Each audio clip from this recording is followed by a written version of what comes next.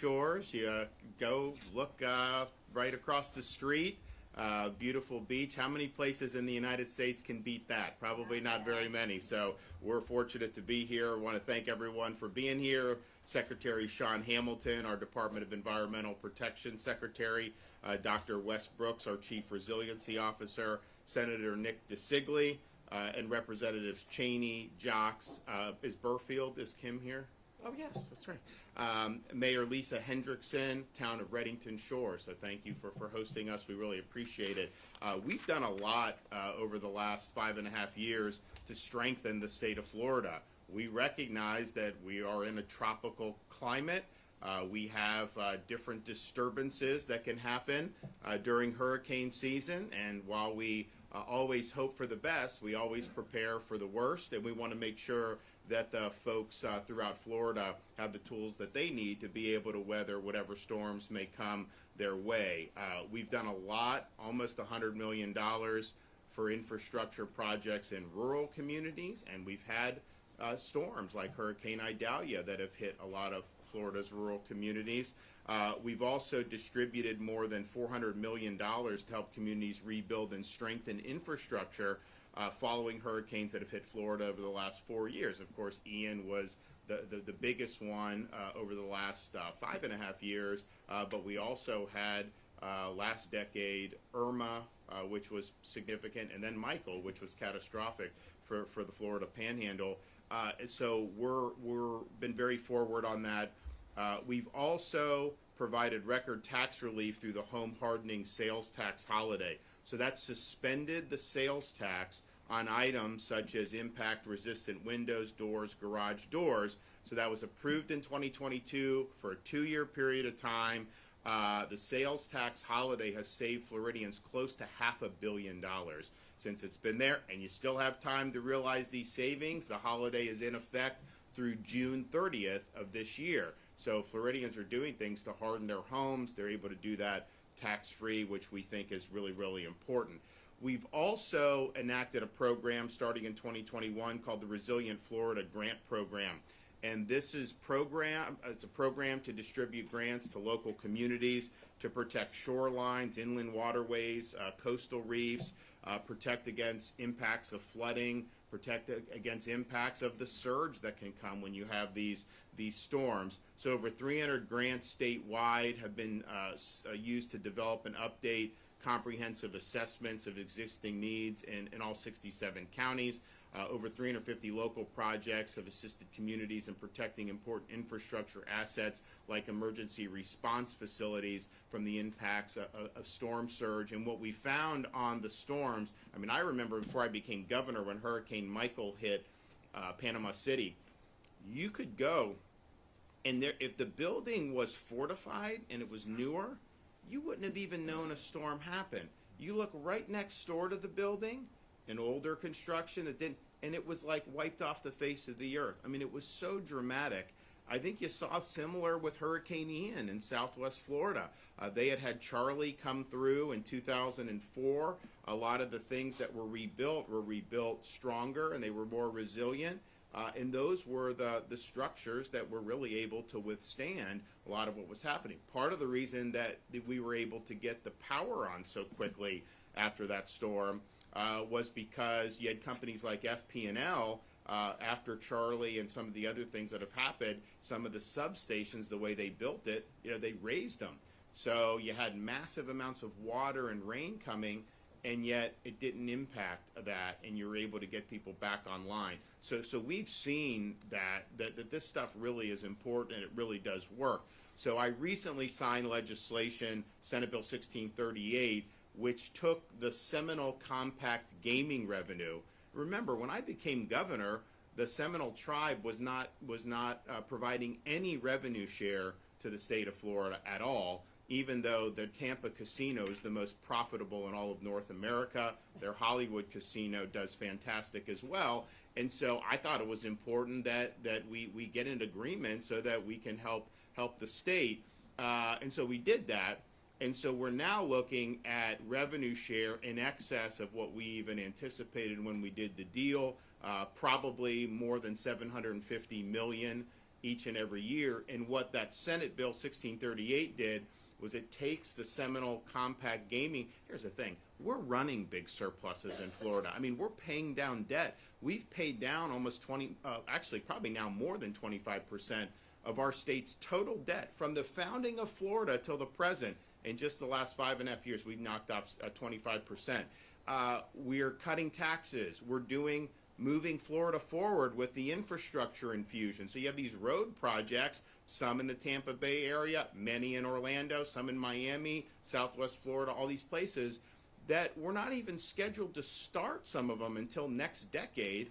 Well, what is that going to do? So we're now accelerating, and so we're going to be able to complete some of these projects 7, 10, even 15 years ahead of schedule because we're doing that. So we're doing all of those things, which is really good. So this Seminole Compact money is kind of gravy for us, and so it is being dedicated under that bill to conservation of Florida's natural resources and protection of the state of Florida's environment and infrastructure.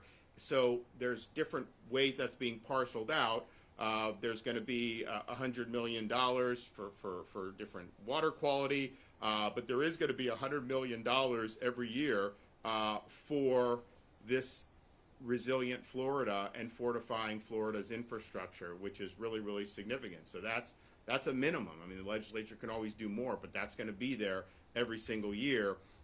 We've also had the Florida Department of Transportation place an emphasis on strengthening infrastructure to withstand the impacts of hurricanes and severe weather.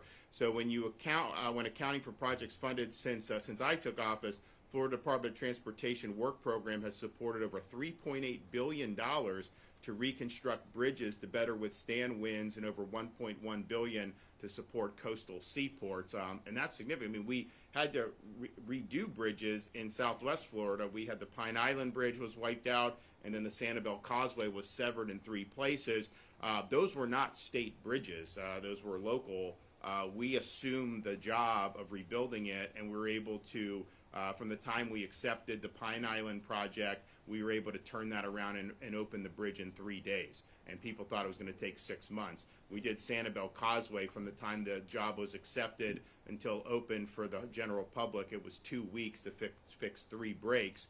And that was about 3 weeks from the day of the storm. Again, people thought that was going to be 6 months. So we've been very proactive on this stuff, but you don't want to be in that situation. I mean, if there's things you can do, and so we've invested a lot of resources in that, and we're proud of that. Another thing that we've done to strengthen Florida is nourishment and renourishment of our beaches and the sand dunes, which is very, very important. Sometimes these things can get impacted. There's erosion that happens. The storms cause huge problems. I mean, I remember when Ian hit, people were focusing on the Southwest Florida impacts, and understandably, that thing rode the entire state and left in Daytona Beach as like a Category 1.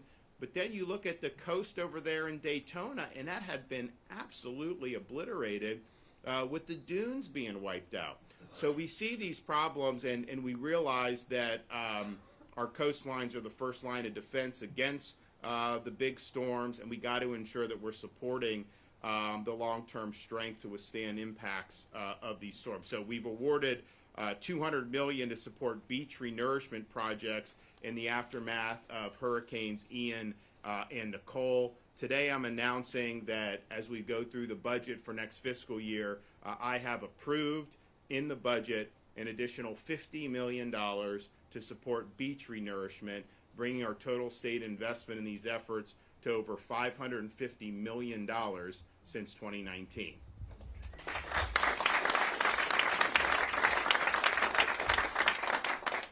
We're also helping and understand the importance of having resilient and strong private infrastructure. We have supported homeowners, and again, you see this when the storms come. The newer construction, I think that there was a lot that was learned in the aftermath of Hurricane Andrew in the early 90s about what type of buildings can withstand. So we have My Safe Florida Home program, which provides free wind mitigation inspections, and if there's a mitigation need, you can get a matching grant to assist the homeowner in mitigating future damage. And that could be the impact-resistant windows, the doors. It could be things involving roofs. There's a whole host of things that can be done. So we are going to sign today Senate Bill 7028, and this is going to provide an additional $200 million for the program. So this has already helped 152,000 Floridians across the state, but the program is oversubscribed. There's a lot of demand, so there's a lot of people on the waiting list. So this $200 million will go towards clearing the folks that are on the waiting list and any additional demand that comes, and I have no doubt that that money is going to be used. The bill prioritizes seniors through the application process, because we understand many are on fixed incomes and very well may have older homes. So approving the $200 million that we do today means that since May of 2022, we've invested over $600 million in the My Safe Florida Home program, and that's been meaningful for folks. It improves their property, it strengthens their property, and if you look at the data, it has stabilized and in some cases even reduced insurance rates as a result of those improvements. And we are proud of that return. So this program was popular, it's oversubscribed, but not every Floridian is a homeowner. Some people own these condo units. And so the legislature said we're going to go and create a pilot program for condos. So I'm going to sign momentarily House Bill 1029, which is the My Safe Florida condominium pilot program. And I will approve in the budget $30 million to institute that program. So this is going to help the coastal condominium associations harden condo infrastructure and protect against wind damage by creating a program similar to My Safe Florida Home. And I think that that's innovative. I think it's going to work, but we'll see as we get into that. So we've taken huge steps over the last many years. I think what we're signing today and then what we're approving in the budget is really, really significant. And I want to thank the legislature for stepping up and providing support for these programs and passing the good legislation. I look forward to signing this momentarily, both of those bills into law. But before I do that, we're going to hear from Secretary Hamilton, Dr. Brooks, and Nick DeSigli. So we'll start with Shawn. Thank you, Governor. Again, good morning. I'm Shawn Hamilton. I have the pleasure of serving as Secretary of the Florida Department of Environmental Protection.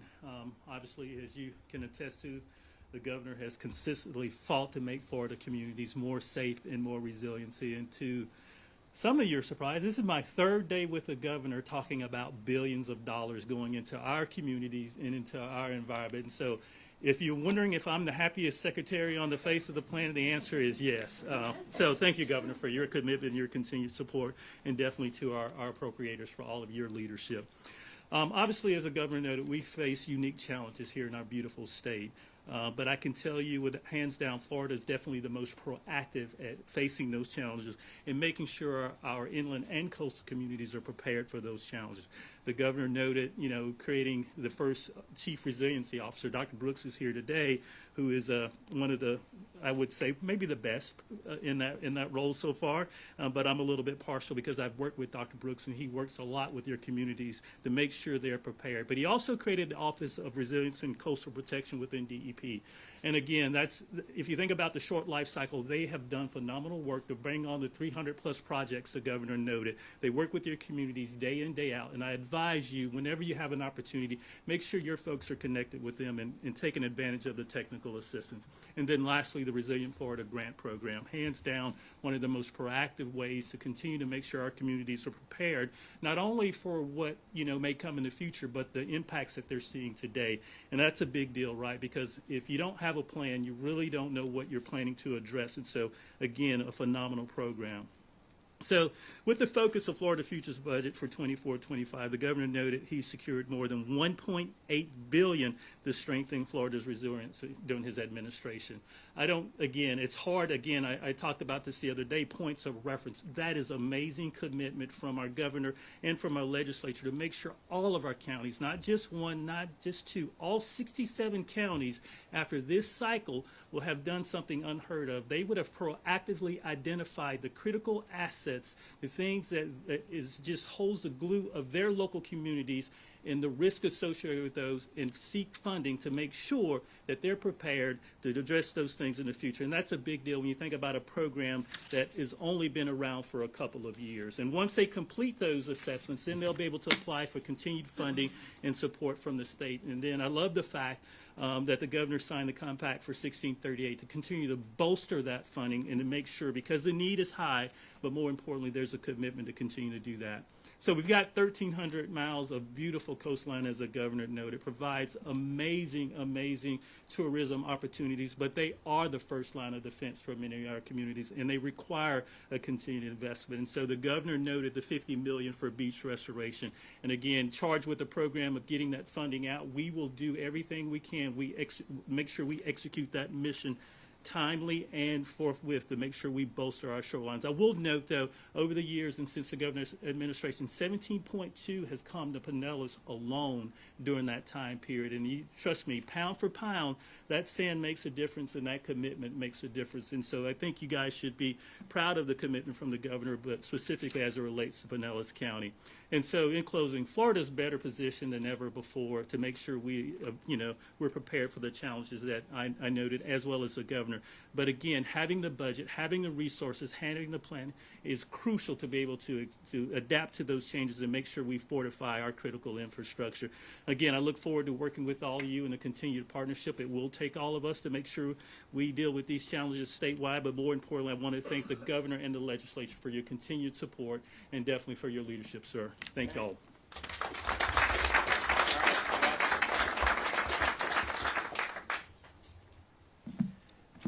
Good morning. I'm Wes Brooks, Florida's Chief Resilience Officer. Thank you, Governor. It's a pleasure to be with you, Secretary Hamilton, esteemed legislators, and our gracious hosts here in Redington Shores. We all know Florida is a low-lying, storm-prone state. Floridians who were born and raised here understand firsthand the risks that come with that, including coastal surge, torrential rains, and hurricane winds. For everyone else that moves here, well, they figure it out pretty quick. Governor, your exemplary leadership during Hurricanes Ian, Nicole, and Idalia, and including the subsequent recoveries across large areas of our state, was well documented.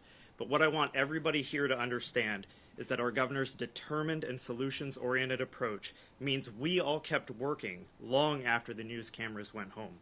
State agencies including DEP, DEM, FDOT, Florida Commerce, and all 5 water management districts are still actively supporting long-term hurricane and flood recovery efforts.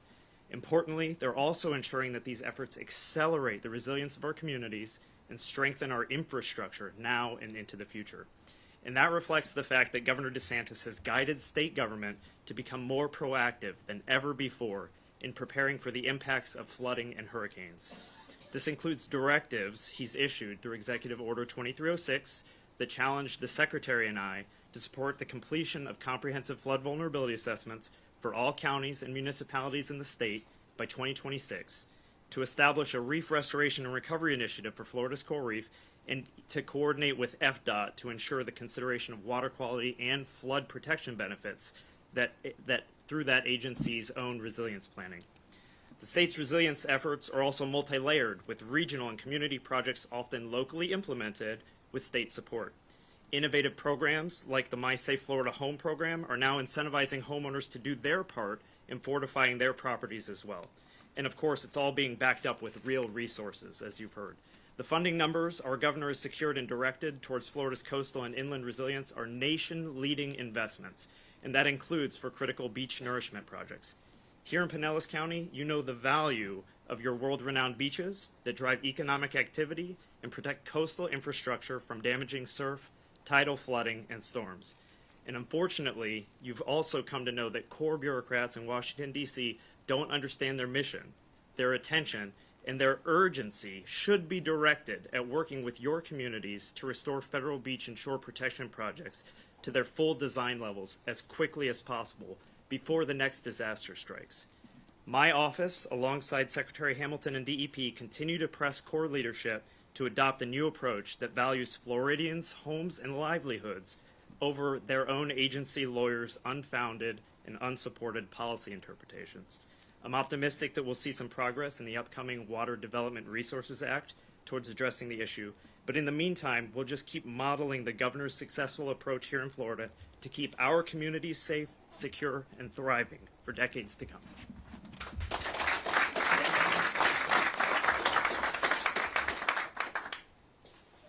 Good morning. Nick DeSantis, State Senator, District 18. Governor, welcome back home to Pinellas County. Always good to have you here. I want to thank you for your leadership and your administration when it comes to beach renourishment. It's likely one of the most important issues that our residents here in Pinellas County faces, and it's very troubling and frustrating knowing that it's basically a rulemaking or a group of bureaucrats who are making decisions to make it very difficult for us to protect our shorelines here in Pinellas County. But right now I want to talk about the great program and the bill that the governor is about to sign, and that is revolved around the My Safe Florida Home Condominium Pilot Program. It's well documented that the program currently for single-family homes is incredibly successful. The legislature, along with the support of the governor, have invested hundreds of millions of dollars to make sure that Floridians are making their homes stronger to deal with these unfortunately inevitable storms that all Floridians face here in our great state. And so condominium owners are very unique. A couple of years ago in dealing with the tragedy at Surfside, the legislature made sure that funds that are spent in these condominium associations are done responsibly. We want to make sure that these structures are strong and that they're maintained properly, and that money is well spent in a responsible way so that tragedy does not happen again. And then you throw in the increase in property insurance for condominium owners, and they're getting squeezed on both sides. Throw inflation due to failed economic policies coming out of Washington, and you've got a situation for condominium owners that is very, very challenging and troubling from a financial standpoint. So my partner in the Florida House, Representative Lopez, we got together and said, hey, how can we help condominium owners in our state? Right here in Pinellas County, we have hundreds of condominium associations that hug our coastline. And so we thought, hey, let's get a pilot program.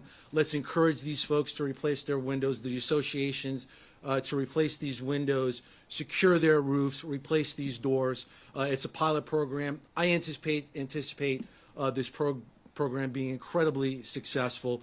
We want to gather some data. We want to make sure that process is going smoothly, and then hopefully in the next coming legislative sessions we can expand that program, because I can guarantee you that need is going to be there. So incredibly honored to sponsor that bill, and incredibly happy that the governor is here in Pinellas County to sign that bill into law. So thank you so much, Governor. Hey, everyone.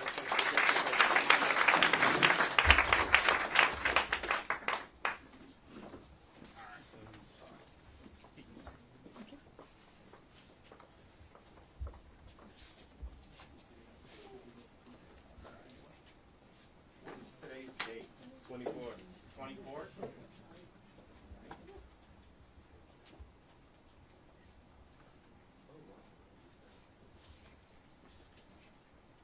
Thumbs down, please. Palm down in front.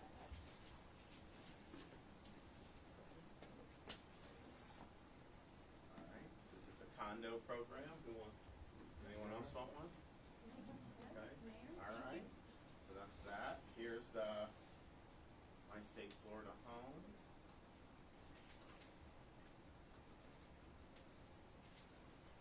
Well done, sir.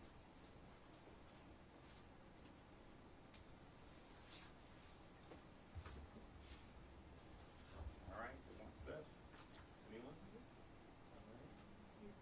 Anyone else? I had one more to my book. Okay. All right. So there we go.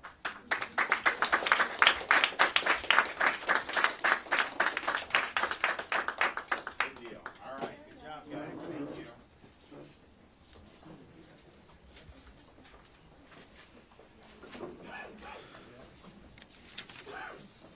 So we've had a really good week to be able to highlight what we're doing to protect and conserve Florida's natural resources.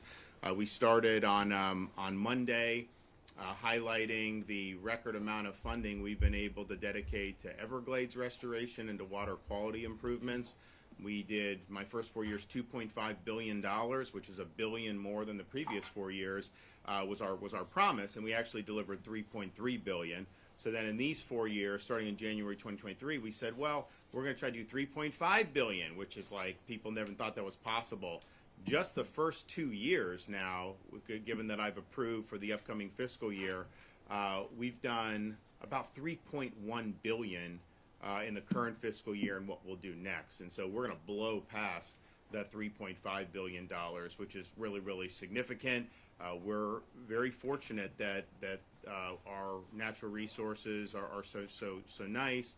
It's a gift, and it drives our economy. It drives our way of life. So we got to be good stewards of that, and we were. And then yesterday, we were in Southwest Florida talking about what we've done to establish and now expand Florida's wildlife corridor, what we're doing to be able to link those pieces so that the wildlife is able to roam freely. Also, what we did to continue and expand our red tide mitigation program, where there's a lot of research. So we established that back in 2019.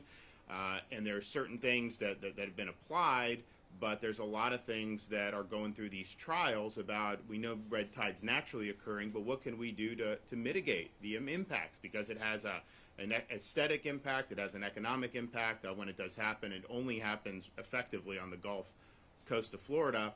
So we're going through that. We're going to continue that. Now, there's things that can help neutralize some of the algal blooms, but you got to see how that's going to impact the rest of the environment. You don't want to go after red tide and then cause more problems. And so they're going through all that to see what could be done. But I think it's a good use of resources to be able to mitigate. So we did that, and then today what we're doing to strengthen Florida with our resiliency programs, and then with the My Safe Florida home and condo program. So congratulations to everybody that's been involved with that. These are really, really meaningful things to be able to get on the scoreboard. And with that, I'm happy to take some questions. Governor. Andrew Warren, the man you suspended a couple years ago, is Hillsborough County State Attorney, announced he's running for re-election this fall. Want to get your thoughts about that, as well as the woman you put, Susie Lopez, will you campaign for her next year? Well, my action was based on the constitutional authority I have as governor, and it was appropriate what we did, and it has made Hillsborough County safer as a result. Criminals are held accountable in a much more significant way since Susie Lopez has been the state attorney there in Hillsborough County. That's just a fact. Talk to any of the sheriff's deputies. Talk to the sheriff himself about the change that's happened.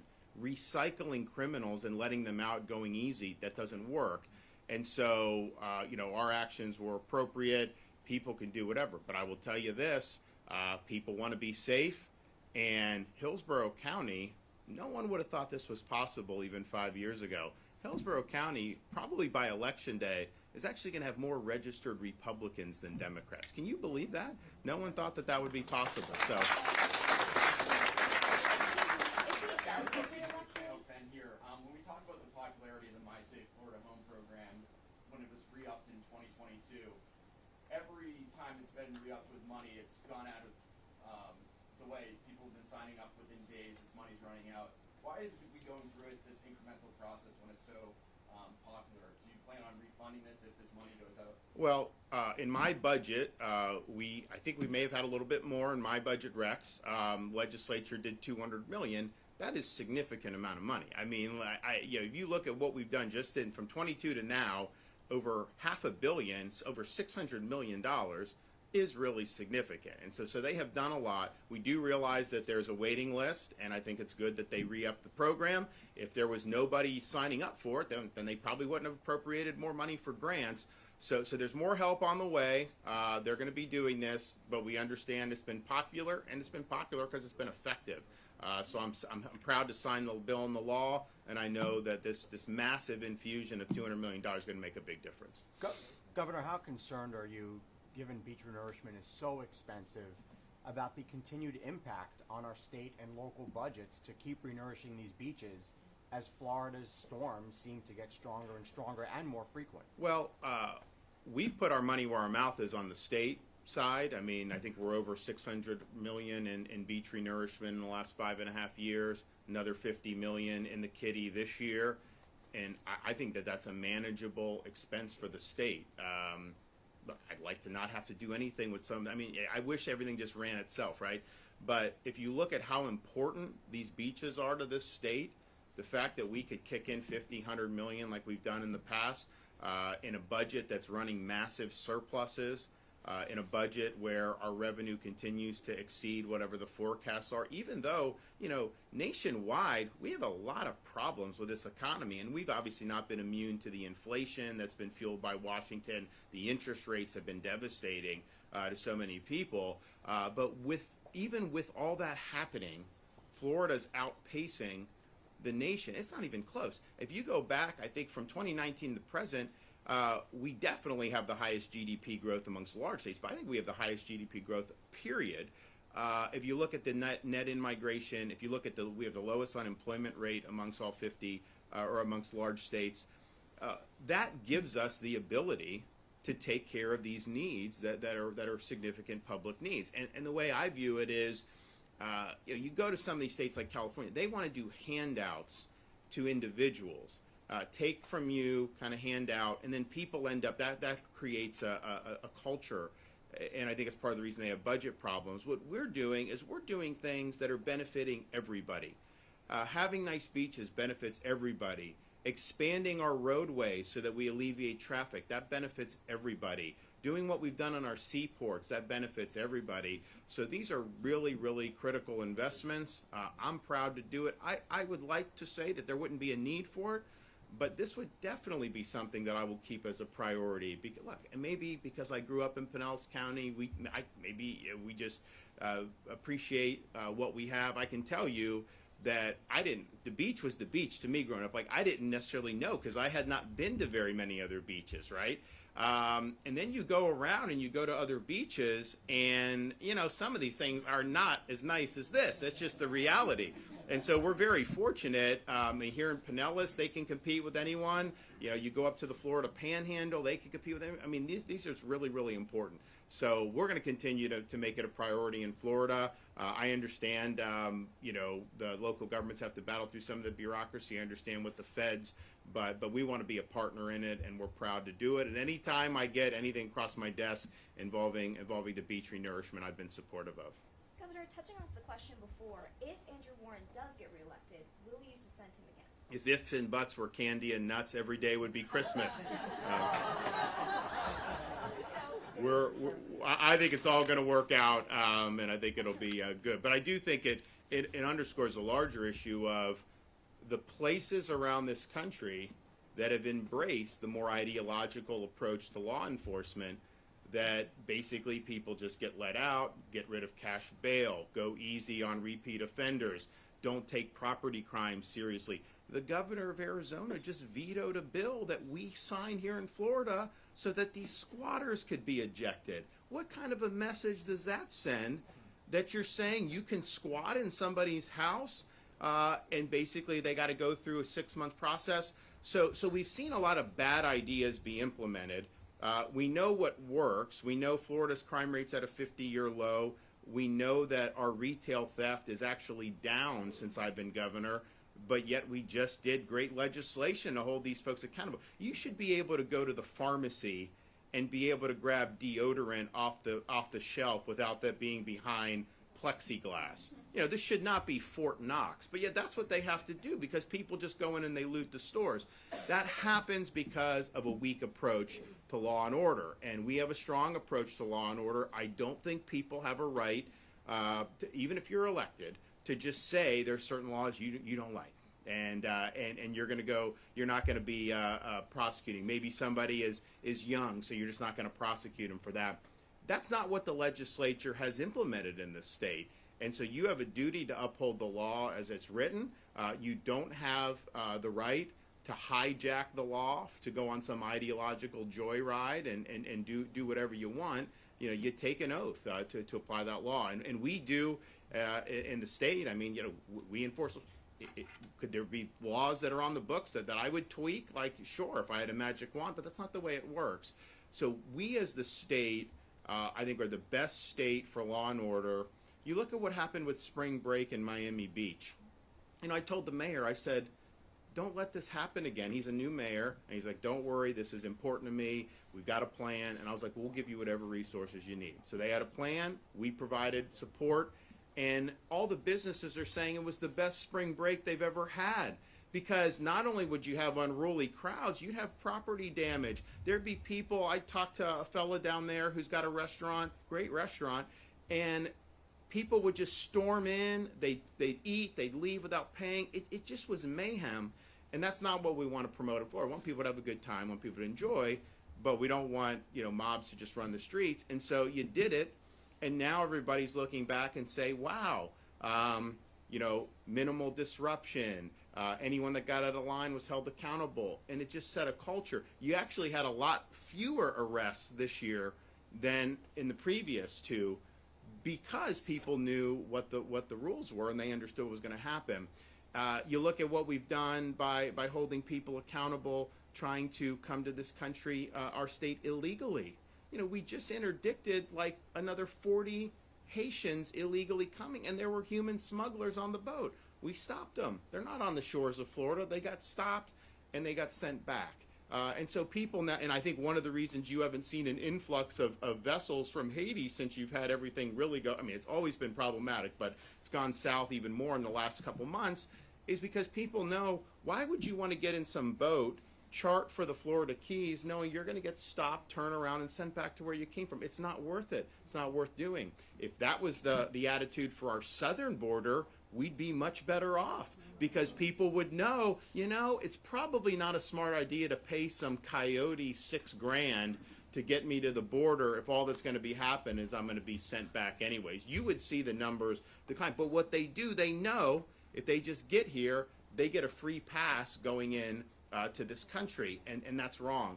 So it's all about doing what works. The law enforcement folks have had my support. You remember when people were talking about defunding the police in 2020. You remember those BLM riots. We didn't allow that in Florida. We said, no, you're going to be held accountable. We did not turn our backs on law enforcement like many elected officials did at the time. And what's been the result of that? People are flooding into Florida from NYPD, from Illinois, from California. In fact, we've done over 400 new police officers coming to Florida state, local, and municipal agencies since we did our $5,000 bonus program from just New York, Illinois, and California. So these are folks that had jobs, probably most of them have families, and that they pick up and move here to do it because they know they have the support of the community. And that makes a huge difference. It makes you safer when they feel like they can do their jobs appropriately. You think about what happened when you have these Hamas demonstrators out. They're taking over bridges and they're taking over roads. And first of all, you don't have a right to do that. You have someone get stuck in traffic. How do you know if someone may need to get to a hospital, someone may need to pick up a child somewhere, and you're just going to commandeer the road because you have this ideological predilection? They tried to do that in Miami, and what happened? In 10 minutes, they got dragged off the road where they belong, and we're not going to tolerate that. You look at these universities. When we have students who are doing things that, I mean, look, some of the stuff with the Hamas, I think is absurd that someone would go out and demonstrate on that. But, when you're chasing Jewish students around, when you're not letting a Jewish professor enter a building, when you're targeting people like that, that's not free speech. I mean, that's harassment. That violates appropriate conduct. And yet, at Columbia, at Yale, all these places, those folks rule the roost. They do whatever they want. And these administrators and the presidents of these universities are weak. They're scared, and they don't do anything. You do that in Florida at our universities, we're showing you the door. You're going to be expelled when you're doing that stuff. And you know what? The minute people start to face consequences, you are not going to see this nonsense going on. So I think the approach is very important. We know the approach that these prosecutors have taken in San Francisco, Chicago, Baltimore has failed. And of all the actions you can take, the suspension in Hillsborough and in Orange counties with those state attorneys, you talk to law enforcement on the ground, lives have been saved because we have people in there now who take the law seriously and put the protection of the public above their personal political agenda. And that makes a huge difference, and we're going to continue to stand for law and order. Thanks, everybody.